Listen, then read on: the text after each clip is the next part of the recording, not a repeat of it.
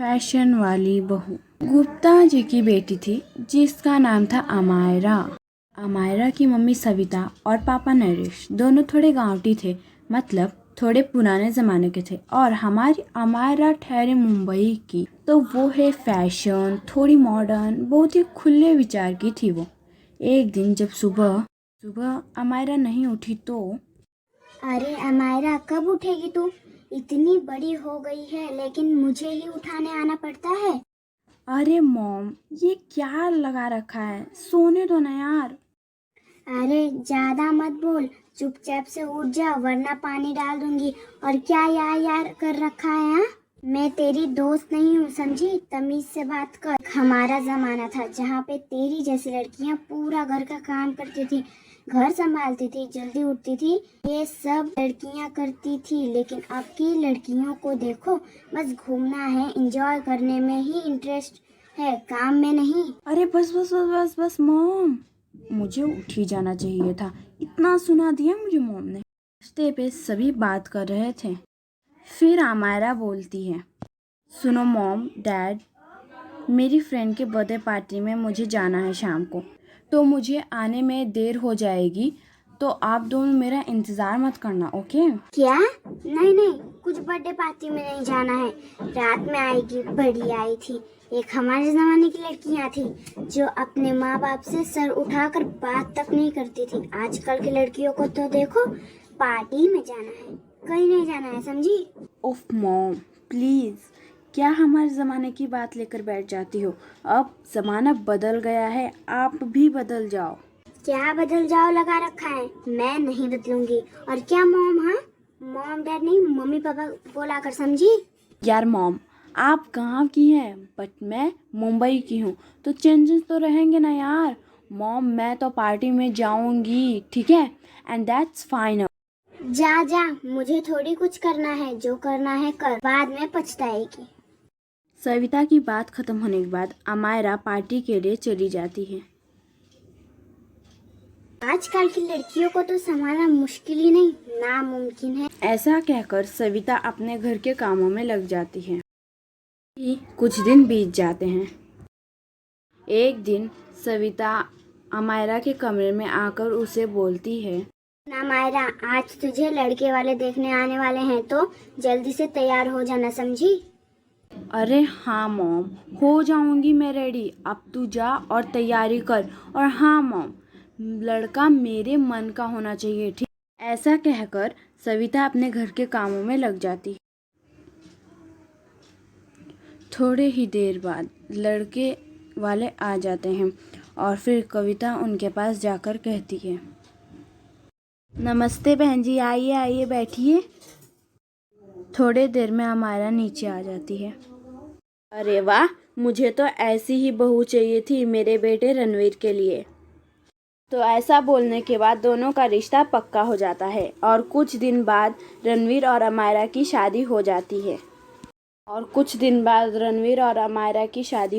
है। शादी के अगले दिन अमायरा पूरे 9 बजे तक सोती रहती है और वहाँ रूपा चाय का इंतज़ार कर रही है। रूपा बहुत आवाज़ निकालती है, पर अमायरा तो है भाई मॉडर्न बहू, उसके कानों में तो चुभ ही नहीं गई। ऐसा सोचकर रूपा बोलती है, जाने दो, अभी कल ही तो शादी हुई है, थक गई होगी बेचारी, मैं ही बना लेती हूँ चाय नाश्ता। कहने के बाद रूपा खुद ही किचन का काम करने लगती है और थोड़ी देर बाद रणवीर बोलता है, सुनो अमायरा, मेरा टिफिन कब मिलेगा? फिर अमायरा उठ जाती है और बोलती है, व्हाट टिफिन? मैं टिफिन विफिन नहीं बनाऊंगी, समझो तुम? सासू मॉम से बोलो ना, मुझे सोने दो ना यार, मुझे खाना बनाना नहीं आता, सासू मॉम से बोलो। ऐसा बोलकर अमायरा सो जाती है। ऐसा बोलकर रणवीर अपने मम्मी के पास चला जाता है। फिर रणवीर किचन में आके रूपा से बोलता है, मम्मी, यह कैसी लड़की मेरे पल्ले पड़ गई है? आपके कहने पर मैंने शादी की थी मम्मी, मैं ऑफिस जा रहा हूँ। ऐसा कहकर रणवीर ऑफिस चला जाता है। बाप रे, आज तो मैं बहुत थक गई। बाप रे, अब मैं क्या करूं? पर क्या मालूम, कल से काम करने लगे अमायरा, पर मुझे ये भी तो नहीं मालूम था कि ये काम करती नहीं होगी।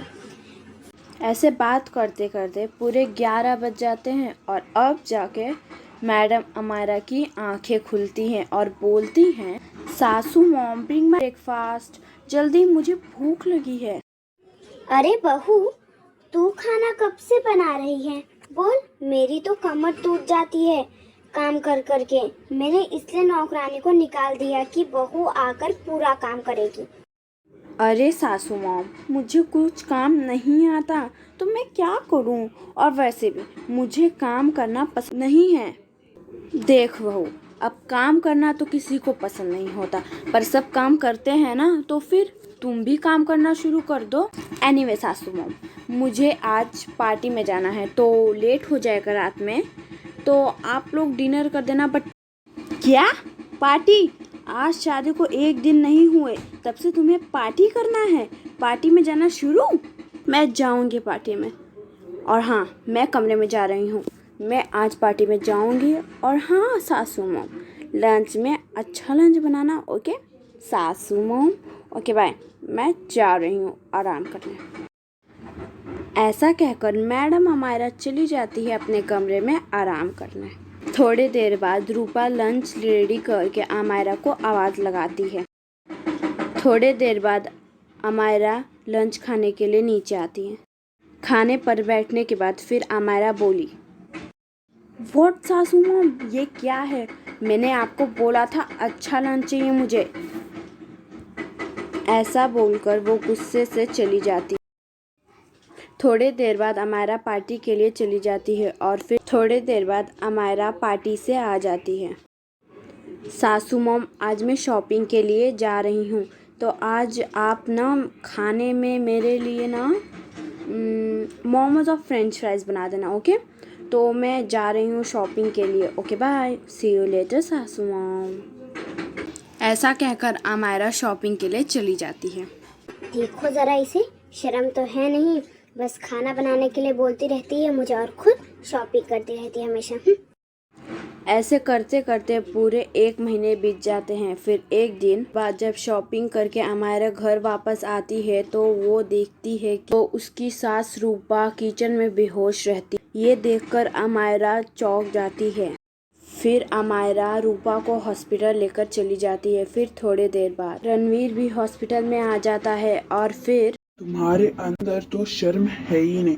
यहाँ जो कुछ भी हो रहा है ना, सब कुछ तुम्हारे वजह से हो रहा है, समझी तुम? फिर थोड़ी देर बाद रूपा की तबीयत ठीक हो जाती है और फिर रणवीर और अमायरा रूपा को लेकर घर चले जाते हैं। और फिर अगले दिन से अमायरा खुद ही फर्स्ट टाइम किचन जाकर खाना बनाना शुरू कर देती है। अरे बहू, तुम खाना बना रही हो? हाँ सासू मॉम, कल जो कुछ भी हुआ था सब मेरे वजह से हुआ था। प्लीज़ मुझे माफ़ कर दो सासू मॉम, प्लीज़। अरे बहू, क्या माफी मांग रही हो? जाने दो, तुम एक बार गलती की हो, सबसे गलती हो जाती है। चलो जान दो, देर आए दुरुस्त आए। बड़े दिन बाद तुम्हारे हाथ का खाना मिला। मुझे तो लगा था तुम्हारे हाथ का खाना मुझे ज़िंदगी भर नहीं मिलेगा, पर जाने दो, अच्छा हुआ फाइनली मिला। तो तब से लेके आज तक हमारी मैडम अमायरा ही खाना बनाती थी। और फिर उस दिन से उसका परिवार हंसी खुशी रहने लगता है।